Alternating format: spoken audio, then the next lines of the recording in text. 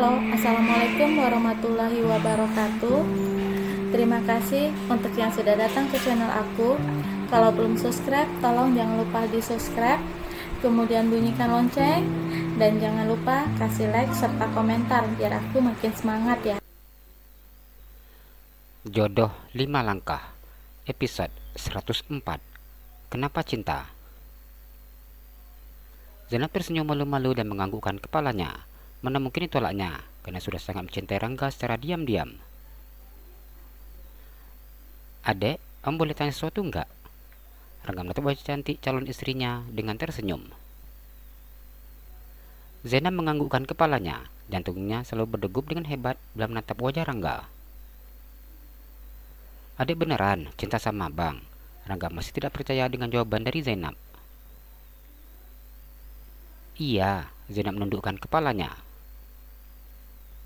"Sejak kapan suka sama abang, dek? Jujur saja, ia penasaran dan ingin tahu." Zainab menggelengkan kepalanya. "Loh, jawabannya kenapa nggak tahu?" Rangga mengurutkan keningnya. "Ain nggak tahu kapan," Zainab menjawab dengan jujur. "Kira-kira?" Rangga sungguh sangat penasaran. "Ain baru ngerasa suatu abang sudah berada di sekolah polisi. Suatu abang jalanin pendidikan selama 6 bulan di SPN, dan rasanya rindu sekali. Tapi nggak tahu apa itu rasa rindu sebagai adik atau enggak. Tapi rasanya sangat rindu. Bila hari Minggu, Ain selalu jaga handphone, berharap abang menghubungi. Bila dapat telepon dari abang, rasanya sangat senang." Zainab berkata dengan jujur. Hatinya sangat senang ketika mendengar pengakuan Zainab. Rangga tidak menduga bahwa ternyata adik kecilnya juga mencintainya. "Kalau abang, kapan mulai suka sama Ain?" Zainab bertanya dengan wajah yang bersemu merah. "Ya, nggak tahu juga, dek. Kita selalu bersama-sama. Hanya saja, suatu adik sudah SMP, abang sudah merasa ada hal yang berbeda. Abang lihat adik sudah besar, sudah cantik. Kok rasanya nggak sayang seperti sama adik sendiri? Abang merasa senang setiap kali lihat adik. Rindu bila tidak berjumpa. Cemburu bila ada cowok yang dekat. Pada saat itu, abang tidak bisa merasakan cinta dan juga suka dengan gadis lain. Dalam hati dan pikiran abang hanya ada adik." Rangga mengungkapkan apa yang dirasakannya selama ini. Sekian lama mendam rasa, akhirnya bisa jujur dan mengungkapkan semuanya seperti sekarang. Zainab mendengarkan setiap kata yang diungkapkan oleh Rangga dengan fokus. Jika seandainya bisa direkamnya, ia ingin merekam apa yang disampaikan pria yang sudah mencantumkan status menjadi calon suami, agar bisa dengarnya setiap waktu bila rindu.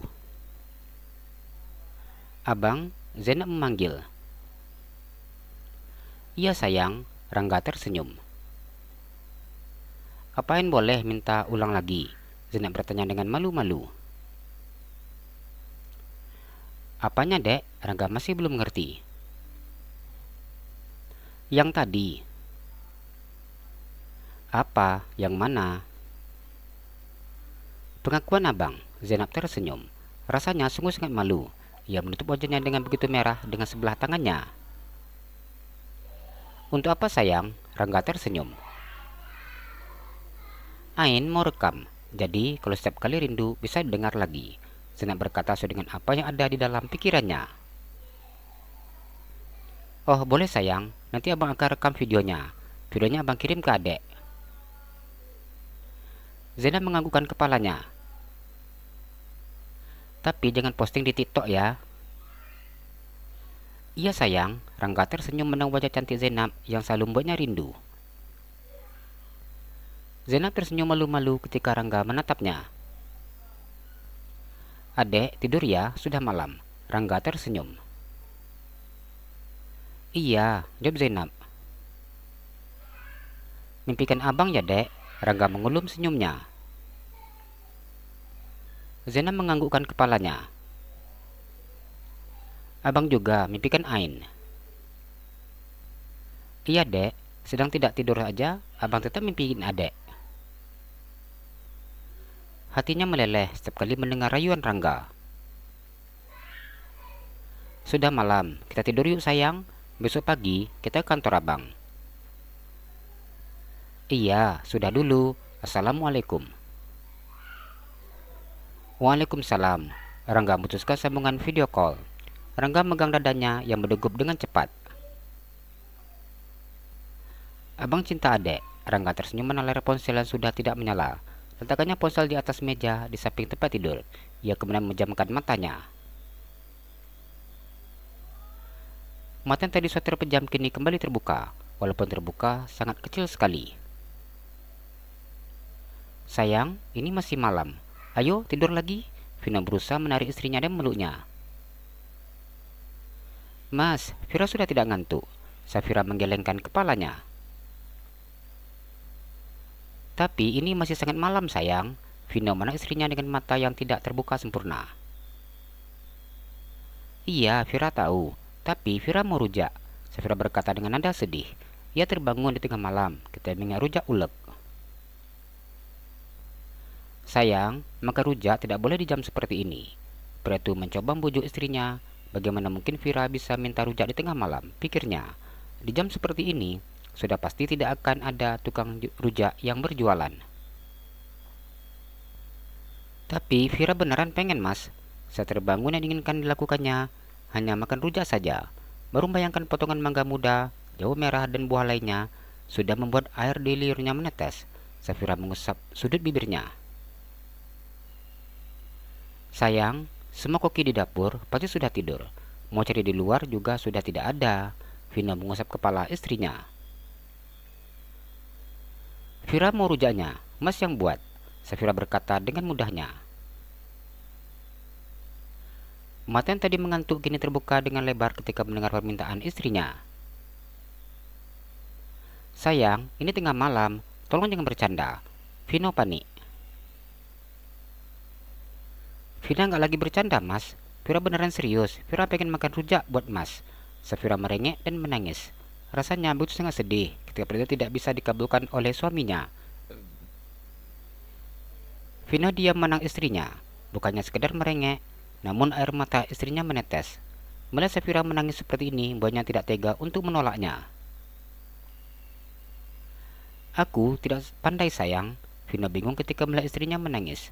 Dengan cepat diusapnya air mata yang menetes di pipi Safira. Mas bisa lihat di YouTube atau di resep makanan. Carinya. Vira mau rujak buatan mas. Safira menangis hingga mengeluarkan suara. Sayang, jangan nangis. Aku akan membuatnya. Vino mengusap perut istrinya. Safira tersenyum ketika mendengar apa yang dikatakan oleh suaminya. Dengan cepat diusapnya air matanya. Buatin sekarang ya mas. Safira tersenyum lebar sambil memegang tangan suaminya. Sejak tadi ia sudah menahan untuk tidak mengenal Vino dan rela menunggu hingga pagi. Berulang kali dicobanya untuk menjamkan mata dan tertidur. Namun tetap saja mata tidak mau terpejam. Bahkan air liurnya terasa menetes setiap kali bayangkan rujak ulek buatan suaminya. Temani aku ya sayang di dapur. Pria itu berkata dengan pasrah. Dengan cepat Safira menganggukkan kepalanya. Tapi mas gendong Vira ya. Mulut Vino terbuka lebar ketika mendengar permintaan istrinya. Mulai dari memaksa dibuatkannya rujak dan kini meminta untuk digendong. Ya sayang, jawabnya kemudian. Vino menutup mulutnya yang menguap. Pria itu beranjak dari tempat tidur dan mengambil baju kaos serta celana pendeknya dari dalam lemari. Mas, baju Vira juga, tolongin. Safira tersenyum. Ia duduk di atas tempat tidur dan menutup tubuhnya dengan selimut. Iya, jawab Vino. Diambilnya piyama untuk dipakai istrinya sesuai dengan instruksi yang diberikan oleh Safira. Kenapa sih kau cewek itu suka nutupin bagian itunya dan tidak mau ngambil baju sendiri? Sedangkan kami yang laki-laki dipaksa untuk ambil baju sendiri. Bahkan disuruh ngambilin baju untuk dia juga. Kau ditanya kenapa nggak mau ambil baju sendiri? Alasannya malu. Apa kami laki-laki tidak punya malu? Vino berkata ketika meletakkan piyama yang sudah ambilnya di atas tempat tidur. Ya beda mas. Mas tolongin ambilkan itu juga. Safira menunjukkan pakaian dalamnya yang tadi dilempar suaminya di lantai. Tanpa protes, Vino menuruti perintah istrinya. Jalan-jalan ke Pekanbaru, jangan lupa beli sepatu. Kalau kamu suka channel aku, please subscribe aku. Terima kasih.